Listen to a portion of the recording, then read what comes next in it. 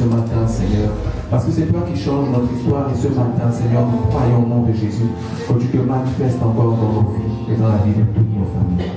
Amen. Donc nous bénissons le Seigneur. Comme je disais, parce qu'il nous a encore permis d'être là ce matin.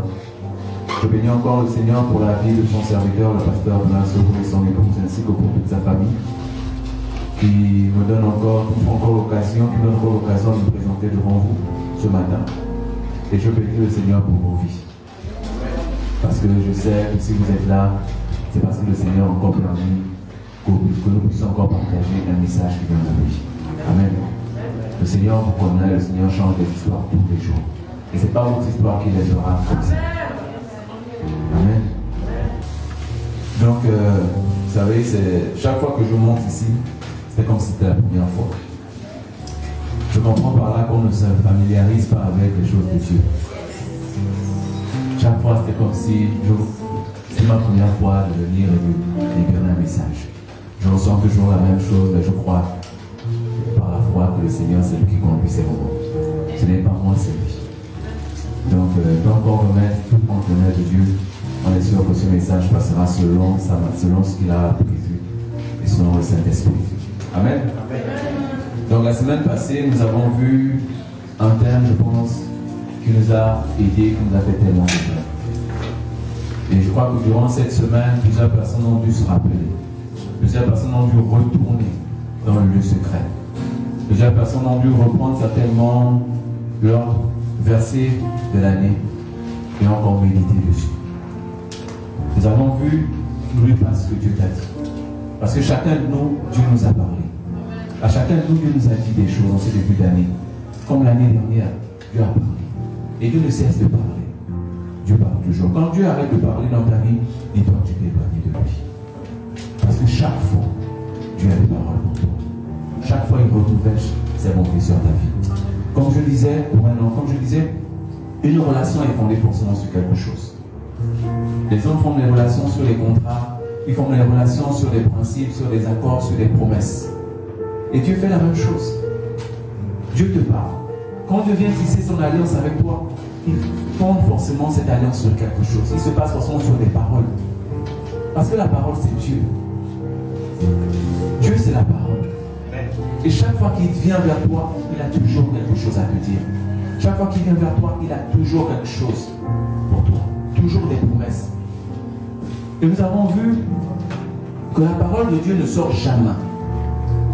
Et ne retourne jamais à lui sans qu'elle ne fasse ce pourquoi elle est sortie. Et je crois que dans nos vies et dans vos vies, le Seigneur a proclamé des choses. Et si vous n'avez pas encore vu ces choses arriver, dites-vous qu'elles arriveront toujours. À un moment donné, elles arriveront dans votre vie. Soyez juste patient. Et continuez à demeurer dans le Seigneur. Vous savez, quand Jésus est parti et qu'il a dit il reviendra et qu'il enverra un consolateur, il ne nous a pas laissé les bras ballants. Il nous a demandé de faire de toutes les nations des disciples. Donc il n'a pas dit attendez-moi simplement à rester debout. Il a dit pendant le temps que vous allez attendre, voici ce qu'il faut faire en attendant le consolateur. De nouveau, quand le consolateur est venu, il a trouvé Pierre et les autres dans la chambre haute en train de prier. Et donc, même si le Seigneur nous a parlé, nous devons rester toujours attachés au Seigneur. L'encre de nos vies doit toujours être jetée dans la parole de Dieu. Quelles que soient les turbulences, comme je l'ai dit dans un avion, ce n'est pas le fait que les pilotes regardent les nuages, puis ils regardent les éclairs, non. Chaque fois qu'ils sont connectés, ils sont en contact avec la tour de contrôle. Ils ne perdront jamais le cap. Pour toutes les personnes qui regardent les émissions de crash, ils constatent toujours une chose. C'est quand le lien est rompu qu'il y a un crash. C'est quand le lien est rompu qu'il y a un crash. Nous avons suivi ce film Titanic. C'est quand les gars ne faisaient plus leur travail qu'ils ont heurté l'iceberg. Nous devons comprendre que chaque fois que Dieu nous parle, nous devons jeter notre encre.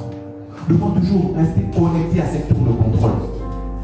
Parce que cette tour de contrôle qui donne le cap, ce n'est pas la réalité. La réalité du monde va toujours vous emmener ailleurs. J'ai suivi des émissions où quand ils sont référés à la réalité, ils ont regardé leur tableau pour eux c'était parfait.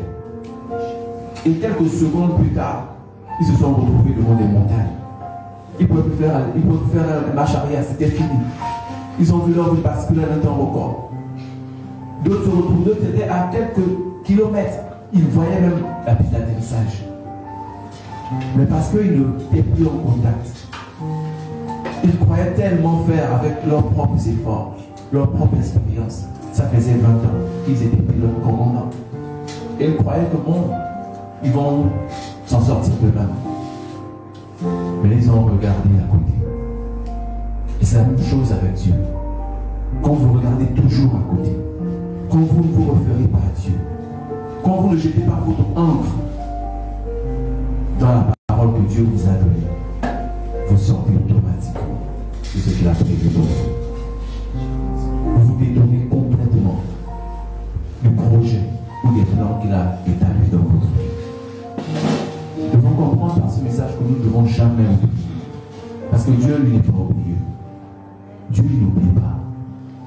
Quel que soit le temps, quelles que soient les situations que tu traverses, il te connaît. Dieu connaît ton nom. Parce que c'est lui qui t'a donné un nouveau nom. C'est lui qui a changé ta vie. C'est lui qui t'a totalement transformé. Comment il peut t'oublier? Si un père ou une mère n'oublie pas son enfant, c'est pas Dieu qui va le faire. Donc, quelle que soit la situation que tu traverses, n'oublie pas ce que Dieu t'a dit. Jette l'encre de ta vie. Jette cette foi en Dieu. Nous remarquons dans ce que j'avais dit, la foi d'Abraham et d'Isaac. La foi d'Abraham et de Sarah était dans la fidélité de Dieu. Ils avaient tellement vécu de grandes expériences avec Dieu. Ils ont quitté leur famille pour un endroit qu'ils ne connaissaient pas. Mais ils sont arrivés à un lieu où Dieu a encore parlé. Ils s'attendaient à avoir un enfant, mais le temps passait. Mais ce n'est pas cette foi qui a fait en sorte qu'Abraham, qui a dit à Abraham, désobéir à Dieu, non. Au contraire. Abraham s'est dit, si Dieu a fait, c'est qu'il fera encore aujourd'hui. Quand Dieu demande de donner Isaac, Abraham sait que si Dieu demande de passer ce désert, c'est parce qu'il a encore quelque chose.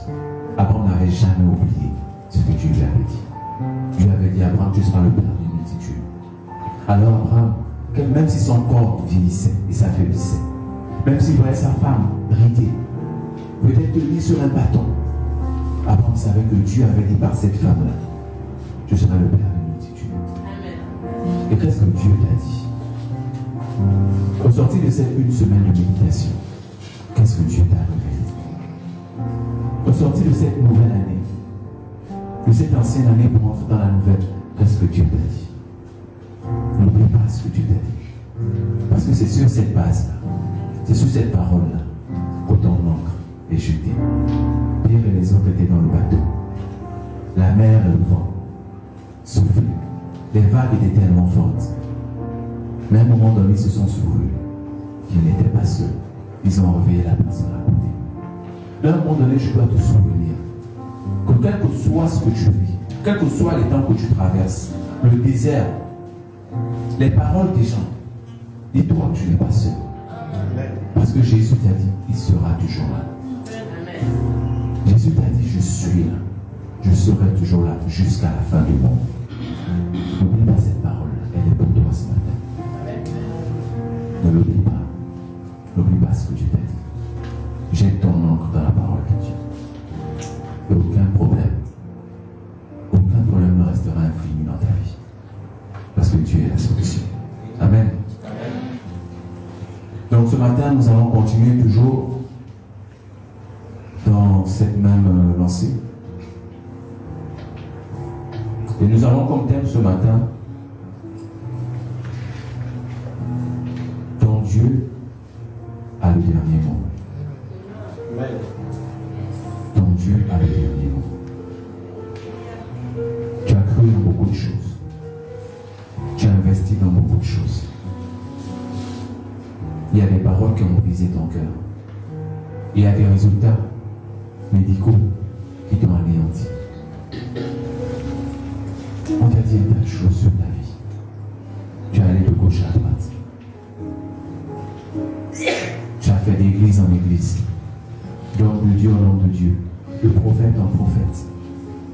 de marabout en marabout, de voyant en voyant, on t'a dit beaucoup de choses. Aujourd'hui, ton cœur ne tient plus qu'à un simple petit fil. Et même ce fil-là est déjà dégradé. Ce matin, Dieu veut te dire qu'il a le dernier mot. Amen. Nous lisons dans le livre de Jean 11, 39 à 44. C'est un peu long, mais c'est important. Amen. Vous êtes Jean 11, 39 à 44, on disait ça à l'église. Vous y êtes? Voilà. Jésus dit, ôtez la pierre. Marthe, la sœur du mort, lui dit, Seigneur, il sent déjà, car il y a 4 jours, il est là. Jésus lui dit, ne t'ai-je pas dit que si tu crois, tu verras la gloire de Dieu? Ils ôtèrent donc la pierre, et Jésus leva les yeux en haut et dit, Père, je te rends grâce de ce que tu m'as exaucé. Pour moi, je savais que tu m'exauces toujours. Mais j'ai parlé à cause de la foule qui m'entoure, afin qu'ils croient que c'est toi qui m'as envoyé. 43. Ayant dit cela, il cria d'une voix forte, Lazare, sort! Et le mort sortit, les pieds et les mains liés de bandes, et le visage enveloppé d'un linge. Jésus leur dit, déliez-le et laissez-le aller. Déliez-le et laissez-le aller.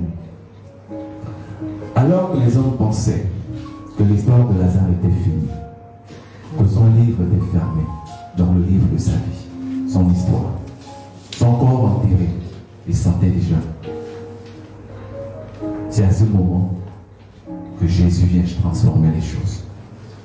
C'est à ce moment que Jésus vient changer le cours de l'histoire de Lazare et de toutes les personnes qui étaient aux alentours. Parce qu'en ce moment-là, Dieu n'avait pas encore mis son dernier mot. Certainement, ce matin, je te pose la question à quoi ressemble ta vie. Il y a des gens qui se suicident parce qu'on leur a dit tellement de choses. Il y a des gens qui ont arrêté le cours de leur vie. Pourtant, ils vivent. Mais aujourd'hui, la vie de plusieurs personnes ressemble à celle de Lazare. Ils sont morts. Ils ont été enterrés. Aujourd'hui, ils ne sont plus bons. Plusieurs chrétiens aussi sont pareils. Ils viennent à l'église tous les jours. Ils prient tous les jours. Mais leur vie est morte. Leur vie n'a plus de sens. Ils sont complètement perdus. Quand vous les voyez, vous ne voyez que l'enveloppe charnelle. Mais quand vous regardez vraiment la personne, leurs yeux sont vides. Ils n'ont plus rien. Ils n'arrivent plus à donner de l'émotion. Ils n'arrivent plus à donner de la joie et de l'amour à quelqu'un. Ils ont tout misé. Ils ont tout donné. Ils ont tout investi. Mais rien ne marche. Les gens ont confessé certainement sur ta vie. Des gens ont dit beaucoup de choses. Que tu n'es rien. Que tu ne seras jamais rien.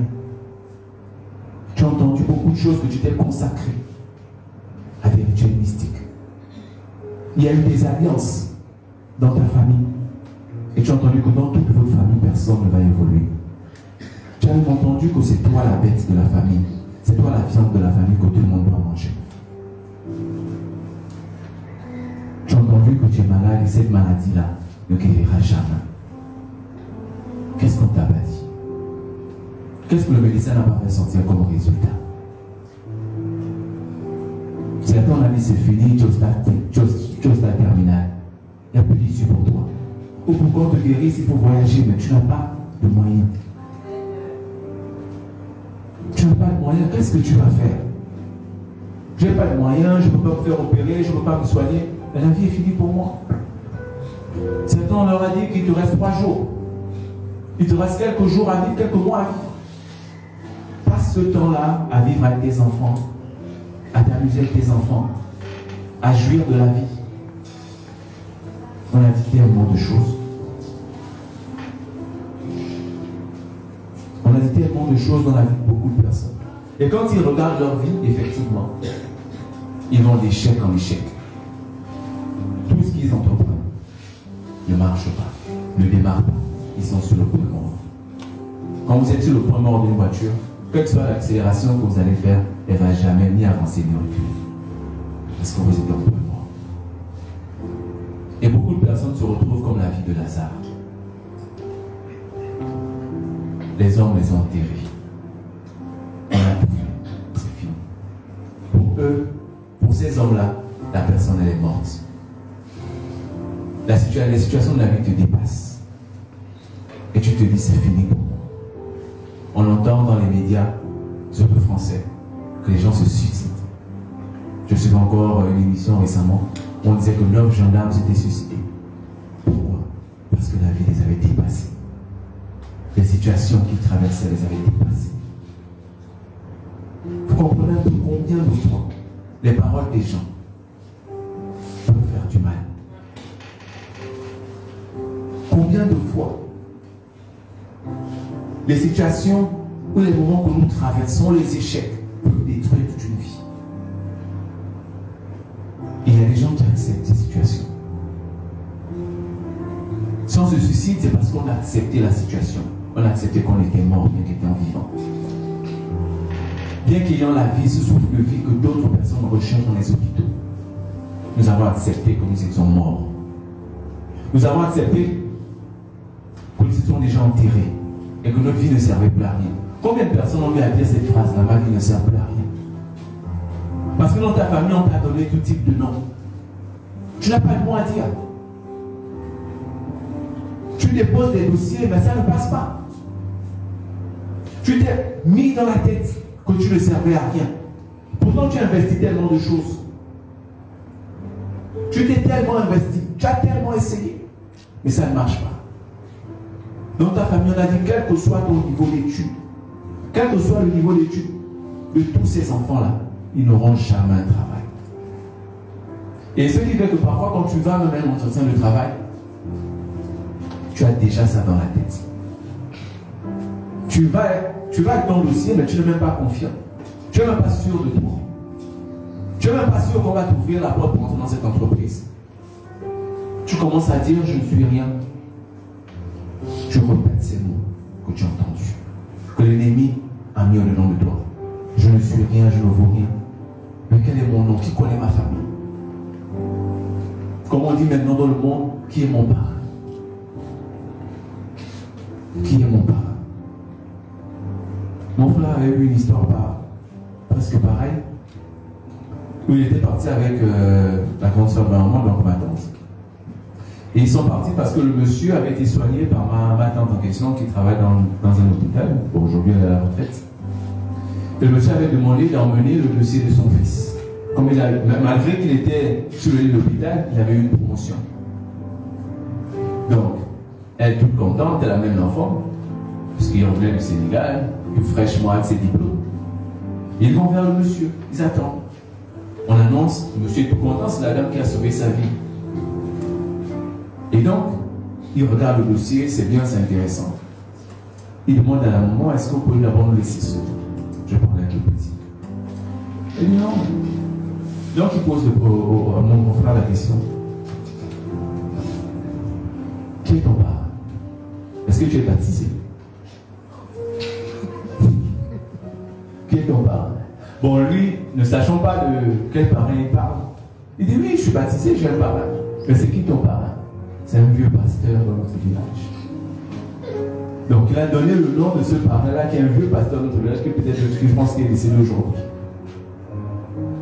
Et le monsieur ne comprenait pas parce qu'il comprend. En fait, il se rendait compte que le petit, soit il faisait semblant, soit vraiment il ne comprenait pas ce qu'il lui demandait. Il a proposé la question à plusieurs fois, le petit a répondu de la même façon. Qu'il était baptisé à l'église protestante et que son parent c'était le pasteur tel. Papa a dit ok, il n'y a pas de problème, il faut repasser la semaine prochaine. Et quand il est repassé la semaine prochaine, il a attendu tellement, on ne l'a plus jamais reçu. Donc plusieurs personnes vont à des entretiens de travail. Ils ont perdu leur foi. Ils ne savent plus en fait pourquoi ils partent. Il faut partir parce qu'on me demande de partir, d'aller déposer des dossiers. Pour eux, c'est fini. La vie est complètement finie. Mais ce matin, laisse-moi te dire que Dieu n'a pas encore dit son dernier mot. Ce matin, Dieu n'a pas encore dit. Dieu n'a pas encore changé ta vie ce matin. Quel que soit ce que les hommes ont dit, quel que soit ce qu'on a proclamé sur ta vie, Dieu a encore quelque chose à dire. Parce que c'est lui qui a le dernier mot. Il y a beaucoup d'exemples dans la Bible. On prend tellement d'exemples. L'histoire de Joseph. Joseph a été jeté dans le puits par ses frères. Ses frères pensaient que Joseph allait mourir. Ses frères pensaient qu'en envoyant Joseph en esclavage quelque part, il sera en paix avec leur père. Ils auraient tous les avantages que Joseph avait. Juste envoyer la tunique de Joseph chez son père pour que le père vous connaisse avec une fausse histoire. On a raconté beaucoup d'histoires sur toi. On a raconté tellement de choses sur toi. On a même pris tes sous-vêtements, on a déposé chez l'Ongana. On a pris tes cheveux, on a déposé. On a rempli ta maison d'un parfum qui allait totalement t'anéantir. On t'a tué.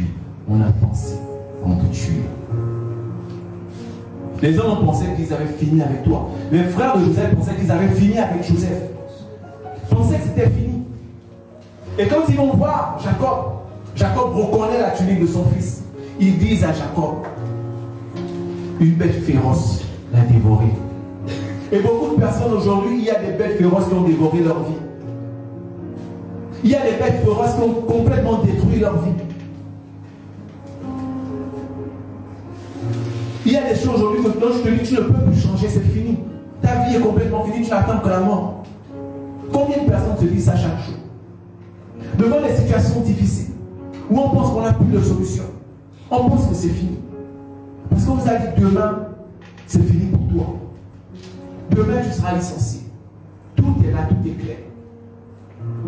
Ton nom est sur la liste. C'est fini pour toi. Demain, c'est bon. Tu es en congé technique. Demain, c'est bon. Il n'y a plus d'argent pour payer tes études. Il n'y a plus d'argent pour tes frais médicaux. Qu'est-ce qu'on ne t'a pas dit? Que tu as été consacré. Que quel que soit ce que tu vas faire, tu ne seras jamais marié. Quel que soit ce que tu vas faire, tu ne produiras jamais. Pierre, quand il était dans la barque, ne savait pas qu'il ne serait plus qu'un simple pécheur. Parce que Pierre est né là, dans la pêche. Et pour lui, sa vie devait finir dans la pêche. La prostituée, elle qui travaillait dans l'obscurité, dans la honte, sa vie, pour les hommes, c'était fini. Aujourd'hui, quand nous entendons les prostituées de la terre entière au du bord de mer, on se dit leur vie, totalement finie. Qu'est-ce qu'elle va encore faire?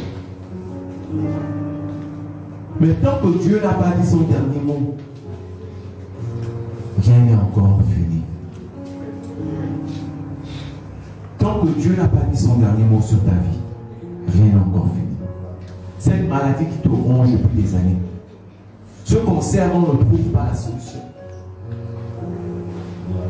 ces maux de tête dont tu ne comprends pas, tu ne connais même pas l'origine, tu ne comprends pas pourquoi ça persiste depuis des années. Pourtant tu bois les Ferragans, tu bois le Libra, tu bois tout. Mais ça ne finit pas. Les médecins te disent que il n'y a rien dans ton ventre, mais tu n'arrives pas à enfanter. Tous tes diplômes sont bons. Il n'y a rien à dire. Même ton petit frère devient ton chef. Même ton petit frère travaille avant toi.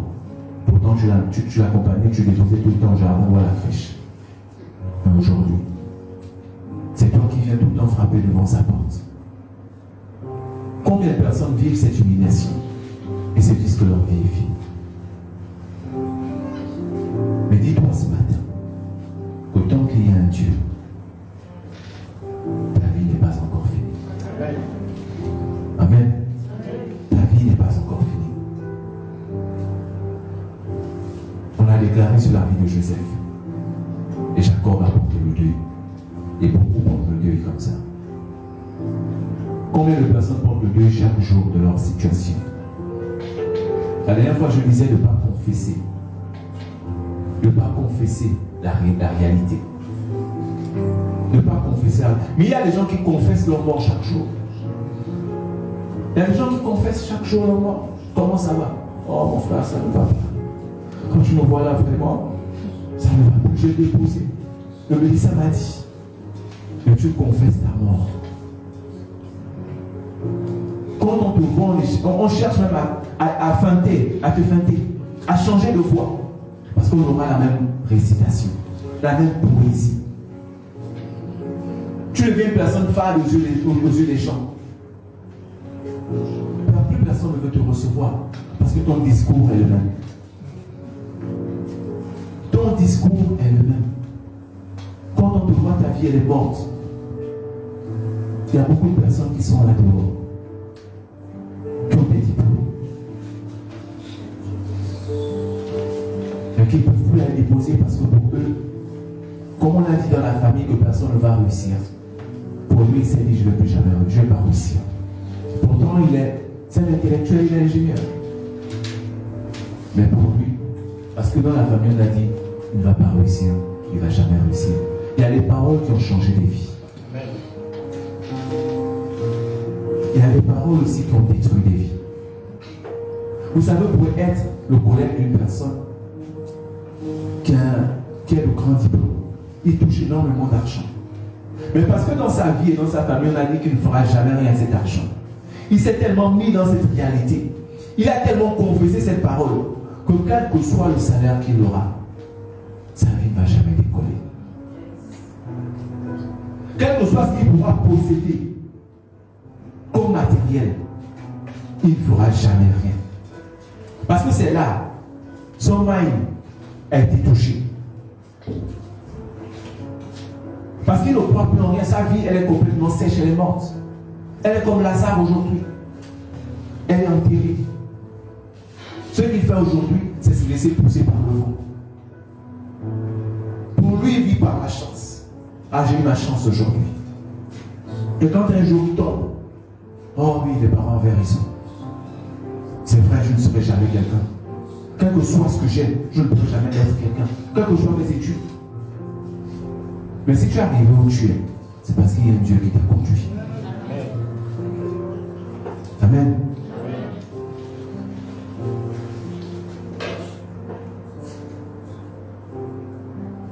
Nous lisons dans Luc 5, 4 à 7.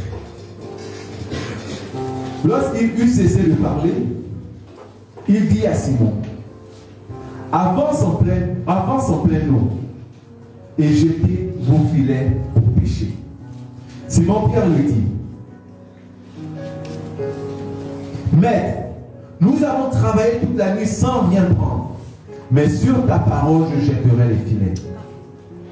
L'ayant jeté, ils prirent une grande quantité de poissons et leurs filets se rompaient.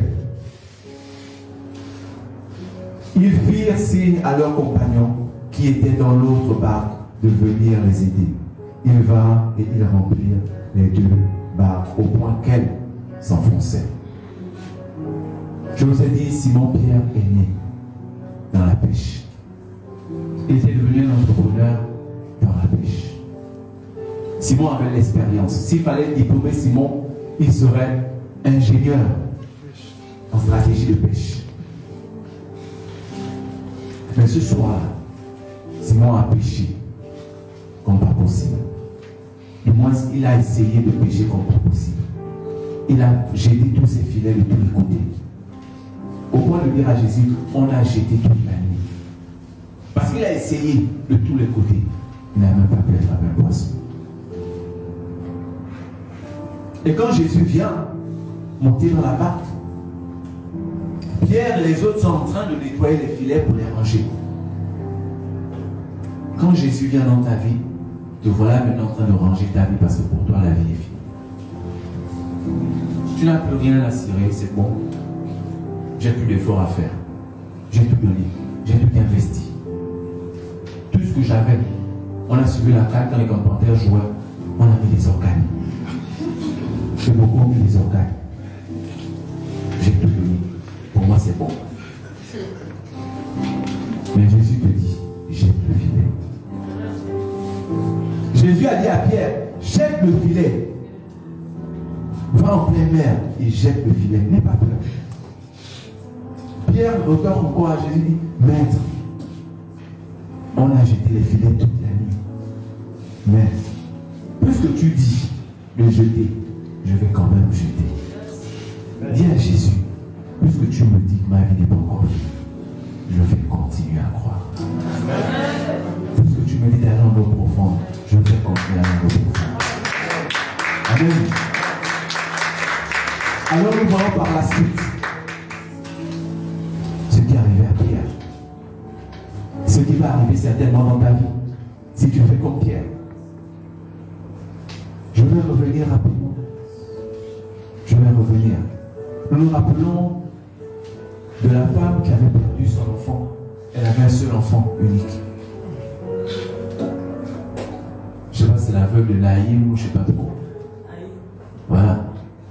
Et cette femme-là, elle sortait pour aller enterrer son fils unique. Vous imaginez, vous avez un seul fils unique, mais vous avez aussi des ennemis.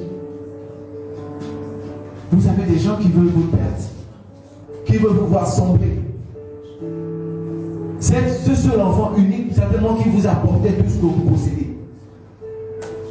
Cette personne, cette situation que vous avez, qui vous aidait chaque jour, et du jour au lendemain, cette situation disparaît. Cette personne disparaît. Vous avez perdu le travail. Votre santé, c'est de l'arbre. Pour les hommes, pour vos ennemis, ils sont joyeux parce que vous êtes à la fin de votre vie. Ils sont contents parce qu'ils vont prendre voiture. Ils sont contents parce que le matin, vous ne sortirez plus bien habillés pour le travail parce qu'eux étaient tout le temps chômeurs. Ils sont contents parce que moi j'ai plein à midi. Amen. Mais cette femme-là, quand elle arrive, quand elle sort de la grande porte, Jésus aussi faisait son entrée. Les deux ne se connaissaient pas. Jésus faisait son entrée et la femme, elle sortait avec son cadavre, avec son seul unique fils dans le cercueil. Mais il se passe quelque chose. Il va se passer quelque chose comme avec Pierre. Il va se passer quelque chose de miraculeux. Au moment où la femme sort et rencontre Jésus, à ce moment-là, cette rencontre-là change totalement le cours de l'histoire. L'enfant revient miraculeusement à la vie. Parce que c'est à ce moment-là que Jésus entre en scène. C'est à ce moment-là que la vie de cette femme-là reprend. Que le livre que les hommes avaient fermé s'ouvre à nouveau. Que l'histoire que les hommes avaient interrompue reprend maintenant à nouveau. Jésus est venu dans ce matin. Que cette histoire que les hommes avaient fermée, ton livre que les hommes avaient fermé, s'ouvre maintenant. Pierre, quand il jette le filet, on dit le filet était tellement rempli qu'il se rompait. Cette femme-là qui pleurait toutes les larmes de son corps, toutes les larmes de ses yeux, parce qu'elle avait perdu son fils unique, se retrouve dans la joie. Parce que son histoire ne fait que commencer. Comme Lazare, son histoire ne faisait que commencer. Parce que Lazare, qui n'était pas connu, était maintenant un témoignage pour le monde. Cet enfant qui n'était pas connu était maintenant un témoignage pour le monde.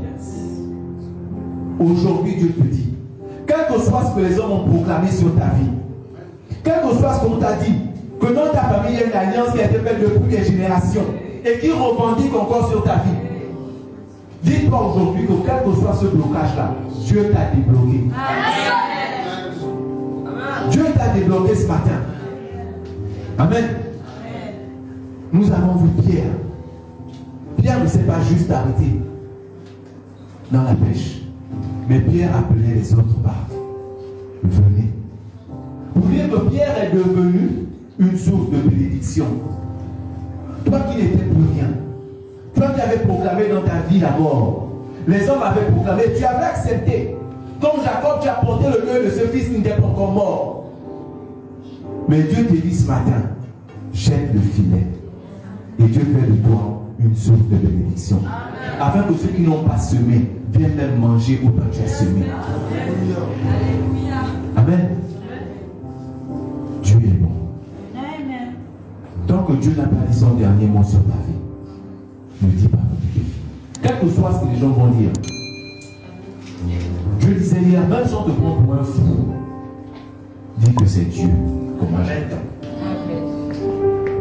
Même si on dit tu as perdu la tête, dis tant que Dieu n'a pas encore parlé là, tout ce que vous allez dire, c'est zéro. Parce que nous ne comptons que sur Dieu. C'est Dieu qui a le dernier. Amen.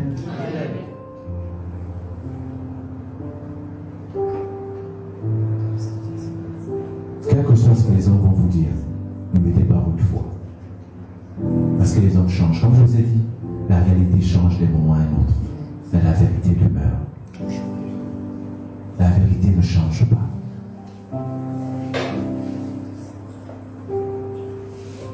Dieu n'a pas encore dit son dernier mot sur ta vie. Et ce matin, Dieu veut changer l'histoire. Dieu veut te changer de direction.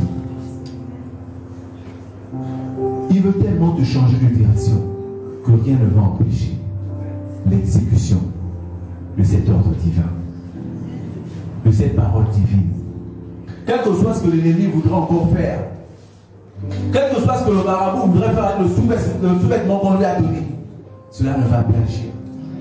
Souvent quand on regarde nos sœurs qui vont ou bien qui font les choses d'internet, ou bien ceux qui fétichent, on dit souvent le médicament pourri.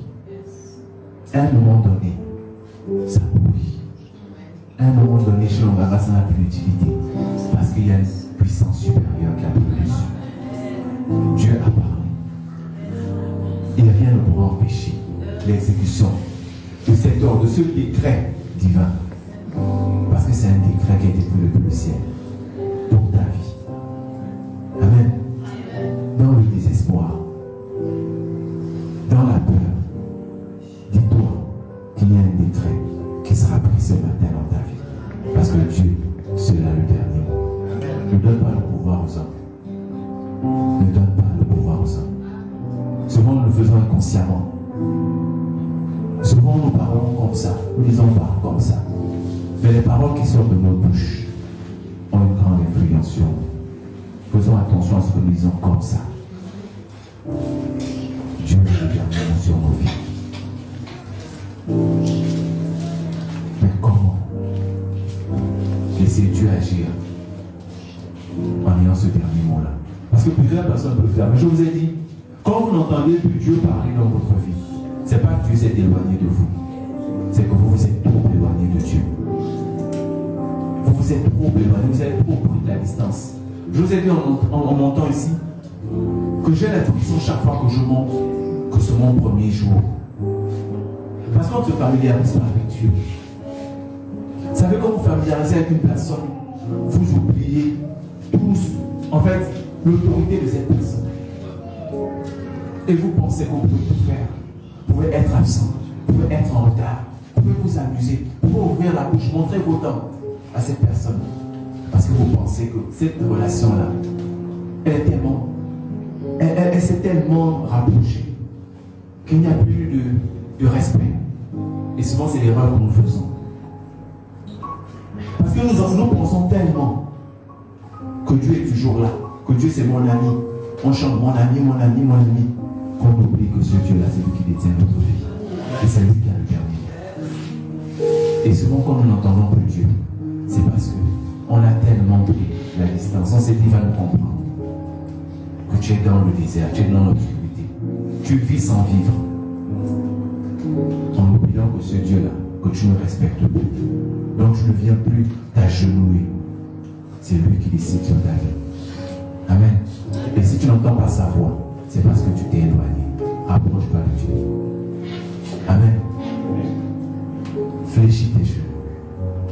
Philippiens 2,9 nous dit, c'est pourquoi, Philippiens 2,9, c'est pourquoi aussi Dieu l'a souverainement élevé et lui a donné le nom qui est au-dessus de tout nom, afin qu'au nom de Jésus, tout genou fléchisse dans les cieux, sur la terre et sous la terre.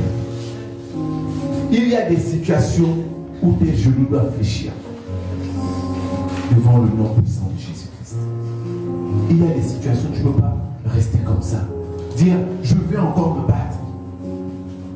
Je veux encore essayer. Non. Cette situation même t'oblige à fléchir les genoux. Tu as essayé. Tu as tout fait. Rien n'a marché. Tu as été même recommandé par les personnes les plus influentes que tu puisses connaître dans cette nation. Mais rien n'a marché. Tu déposes ton dossier, on te dit, viens, on t'appelle demain. Pourtant, le nom de la personne est là. Non, on ne t'appelle pas. Tu apprends par les oreilles des autres, par les bouches-oreilles, que non, on a pris. On a pris, mais toi, on n'a pas pris. Tu en veux à cette personne vers qui tu es parti. Pourtant, tu n'as pas fléchi les genoux. Cette situation-là imposait de fléchir les genoux. Tu ne peux pas continuer à te battre uniquement avec tes propres forces. À un moment donné, quand tu regardes ta vie, tu regardes ton passé, dis-toi que là, aujourd'hui, je dois fléchir les genoux. Donc, fléchir les genoux vers Dieu, c'est un moyen pour que la parole de Dieu, pour que le dernier mot de Dieu soit dit, il faut fléchir les genoux. Amen. Nous avons confessé la parole de Dieu. Confesse sa parole, ses promesses sur ta vie. Impressionne-le par ta foi. Impressionne Dieu par ta foi. Quel que soit ce que tu vois, la réalité n'est pas la vérité. Je te répète encore ce matin. La réalité ne sera jamais la vérité. L'ennemi va te faire croire que toutes ces voitures, que toutes ces choses, donc là tu ne les auras jamais. Il va te dire que ce travail-là, tu ne l'auras jamais. Pourtant tu as des compétences. Il y a des gens qui n'ont pas de diplôme. Il y a des gens qui n'ont pas fait de hautes études, mais qui ont des postes que vous ne pourrez jamais avoir, pourtant vous avez fait toutes les études du monde. Il y a des faveurs et des grâces qui coulent sur les gens, parce que tout simplement ils ont confessé la parole de Dieu. Et c'est comme ça qu'on les jalouse dans les administrations. On dit, mais regarde-moi cette personne-là. Il n'a pas de diplôme, il n'a rien. Mais pourtant c'est lui qui a mon poste. Il n'a pas ton poste. Il n'a pas ton poste. C'est le poste que Dieu lui a donné. Amen. Si tu pouvais voir ce qu'il faisait, c'est plus que venir passer le temps dans l'amphithéâtre en train de recopier les cours. Parce que lui il passe du temps avec le roi des rois. Il passe du temps avec Dieu Tout-Puissant. Confesse la parole de Dieu. Impressionne Dieu par ta foi, ta persévérance. N'est-ce pas lui qui est le créateur de toutes choses? C'est pas Dieu qui est le créateur de toutes choses, de ce monde, de toutes les situations. C'est pas Dieu qui t'a créé même toi-même. Pas seulement des choses que tu vois, mais de toi. Les hommes aujourd'hui arrivent à changer un cœur. Ils mettent un cœur artificiel. Mais Dieu peut restaurer. Dieu ne change pas, il restaure, il renouvelle. Celui qui a fabriqué les Mitsubishi ou je ne sais pas quoi qu'elle va, il a ses pièces en rechange. Mais Dieu t'a fabriqué, te connaît. Il sait où il doit te placer. Il connaît le plan de ta vie. Tant que ta vie n'est pas finie, dis-toi que Dieu a un plan pour toi. Et aucun ennemi ne pourra arrêter le plan de Dieu dans ta vie. Parce que c'est Dieu qui a le dernier mot. C'est Dieu qui décide de ton plan. C'est Dieu qui décide de ton histoire. Ce matin, Dieu te dit tout simplement, confesse ma parole. Confesse ma parole. Luc 1,37 nous dit, car rien n'est impossible à Dieu. Car rien n'est impossible à Dieu. Comment ce sera impossible à Dieu? Lui qui est le créateur de toutes choses. Les hommes disent, le monde a été créé par un big-bang. Mais toi tu sais, toi et moi nous savons que le monde a été créé par le Dieu Tout-Puissant. Nous savons que si nous sommes là, c'est par la grâce de Dieu. Donc n'oublie jamais impossible à Dieu. Rien n'est impossible au roi des rois. Rien n'est impossible à Jésus-Christ. Il a démontré. Il a démontré par la résurrection de Lazare. Il a démontré par la rencontre avec la femme. Rien de ces choses. Il a démontré par la pêche miraculeuse. Qu'est-ce que Jésus n'a pas fait? Pour toutes ces personnes qui pensaient que leur vie était finie. Pour Joseph qui pensait que sa vie était finie. Pour ses frères qui pensaient que la vie de Joseph était finie. Mais quand ils se sont retrouvés dans un pays avec une famille, ils ont retrouvé ce Joseph-là avec un autre nom, avec une autre fonction. Ils pensaient que Joseph devait mourir esclave. Ils pensaient qu'il ne verrait plus jamais Joseph. Qu'ils avaient fini avec la vie de Joseph. Les gens ont arrivé, ont dit c'est fini. Ils ont dit tellement de choses. Ton nom l'a amené partout. On t'a dit toutes les choses du monde. Tu as perdu tous tes emplois. Tu as eu des résultats. Mais le Seigneur est au-dessus de tout. Il y a un papa qui était là la semaine dernière. Et quand il est venu, la première fois, il nous a dit, on l'a opéré récemment. Et quand il est parti à l'hôpital, il travaille à Sogatra. Et vous savez, la situation de Sogatra aujourd'hui, ça faisait 11 mois sans salaire. Et quand il est parti à l'hôpital, on a diagnostiqué ce qu'il avait. On lui a demandé 2 millions pour l'examen. Il est grâce à la hiérarchie. Selon ce qu'il m'a expliqué, il est grâce à la hiérarchie. Personne n'a levé le doigt. Il est retourné voir le médecin. Il a fait tous ses papiers dans la Jésus. Il dit, monsieur, j'ai vu la main de Dieu. Je suis sorti sans dépenser un sou. J'ai été opéré. Il me fallait même du sang. Il me fallait du sang. Mais j'ai eu plus de 20 personnes quand c'est expliqué pour me donner leur sang. Est-ce que tu dis pardon? Pourtant, les gens avaient certainement proclamé que cet homme-là, il ne vivrait plus. Pourtant, il y avait des gens qui préparaient déjà son cercueil, ses obsèques, qui s'attendaient déjà à ce qu'on l'appelle pour dire c'est fini. Mais Dieu n'avait pas encore dit son dernier mot. Dieu avait encore une histoire, un plan écrit avec cette personne. Donc, si lui a été sauvé par Dieu, et toi, Dieu peut encore te sauver. Dieu peut encore te sauver. Rien n'est fini. Amen. Une dernière chose encore, invite Dieu dans ta vie. Amen. Invite Dieu dans ta vie. Parce que si tu n'invites pas la personne, comment il va te transmettre le message? Si nous n'invitons pas Dieu, si nous n'ouvrons pas la porte pour l'inviter, comment il va nous transmettre ce message? Comment? Si nous n'invitons pas le roi des rois, comment on aura ce dernier mot là, ce message dans notre situation? On se trouve dans une situation, on connaît celui qui a la solution, mais tu n'arrives pas à la trouver. Tu connais que la solution c'est ton papa. Ton papa au bureau. En un seul coup de fil, il peut changer toutes les choses. Mais tu dis, je n'appelle pas mon père parce que je suis orgueilleux. L'orgueil t'emmène tellement à te dire, je ne peux pas appeler cet homme. Je vais lui montrer que moi aussi je suis capable. Mais si Dieu a voulu qu'il soit ton père, c'est parce que Dieu a prévu certainement des choses. Dieu est un Dieu d'ordre.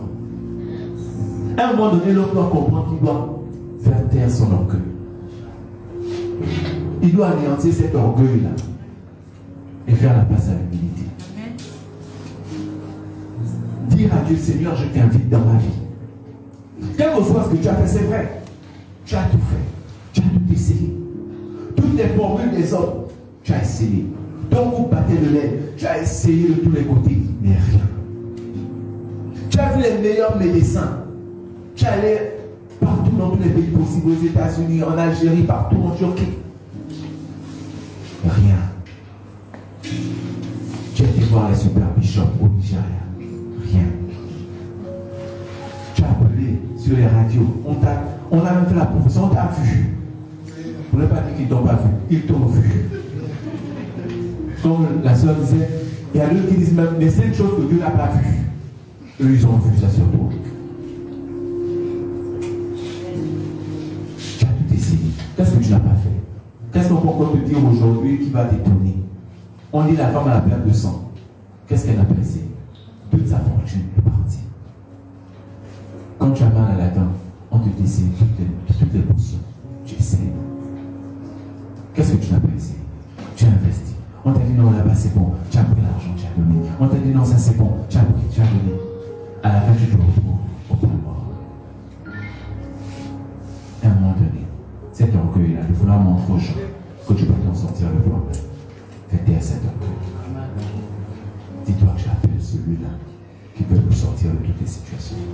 Si tu aurais commencé à appeler Dieu depuis, tu ne serais certainement plus là aujourd'hui. Ou le plan que tu avais comme ça à préparer dans ta vie devait commencer à démarrer. Mais comme tu as perdu du temps, ce plan aussi a mis du temps. Et Jésus vient dans ta vie aujourd'hui. Jésus dit, ouvrez-moi ces pierres, roulez-moi ces pierres. Jésus demande de rouler la pierre maintenant et d'ouvrir la tombe. D'ouvrir la tombe dans laquelle les hommes t'avaient mis. D'ouvrir cette tombe dans laquelle les hommes avaient mis ton corps, où ton corps sentait déjà. Tu es malade, on te dit tu sors. Parce que les hommes ont proclamé sur ta vie. Il y a des gens qui ont ces maladies. Les hommes ont proclamé sur ta vie, mais dis-toi au nom de Jésus, celui qui a le nom, le tout nom, tu seras guéri. Amen. Tu seras ressuscité. Amen. Ton livre va se rouvrir et ton histoire va changer. Parce que Dieu t'amène dans une nouvelle direction. Amen. Ce matin, Dieu te conduit sur une nouvelle direction. Et aucun esprit, aucun ténèbre ne pourra empêcher ce décret divin de s'accomplir sur ta vie. Amen. Que Dieu vous bénisse.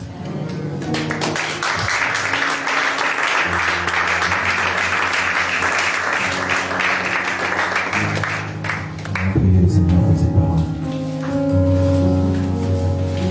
Père éternel, nous te prions ce matin parce que tu t'es encore manifesté, Seigneur. Seigneur, ce n'est pas un homme ce matin qui a donné ce message, mais c'est le Saint-Esprit. Et ce matin, tu te réponds encore sur le corps de tout un chacun. Seigneur, tu nous dis encore ce matin que tu es le dernier mot, que tu as le dernier mot. Tu nous dis ce matin, Père éternel, que tant que tu n'as pas encore parlé, aucune situation, Seigneur, ne peut rester comme elle est. Que c'est toi qui as le dernier mot. Ce matin, je veux que tu invites Dieu dans ta vie, afin qu'il puisse donner ce dernier mot. Invite Dieu dans ta vie. Accepte Dieu dans ta vie si tu ne l'as pas encore accepté. Seigneur, ce matin, nous t'invitons en ces lieux. Ce matin, nous t'invitons dans nos vies. Ce matin, Seigneur, nous voulons que tu viennes prendre le contrôle et le règne sur nos vies. Seigneur, nous avons essayé. Nous avons fait tout ce qui était possible selon les hommes. Nous avons, Seigneur, tout essayé, mais rien n'a marché. Seigneur, j'ai pensé que je pouvais, mais rien n'a marché. Ce matin, Seigneur, je me donne complètement à toi. Ce matin, Seigneur, je viens devant toi, Seigneur, fléchir les genoux. Ce matin, Seigneur, je viens confesser ta parole, Seigneur. Ce matin, je t'invite dans ma vie. Ce matin, prends le reste, prends le contrôle. Prends le contrôle, Seigneur, sur ma vie. Prends le contrôle, Seigneur, sur ma vie. Je te donne complètement toute ma vie, Seigneur. Quel que soit ce que les hommes avaient dit, quel que soit ce que les hommes ont dit sur ma vie, Seigneur. Ce matin, Seigneur, je proclame que tu as le dernier mot. Ce matin, Seigneur, je proclame que tu as le dernier mot. Alléluia.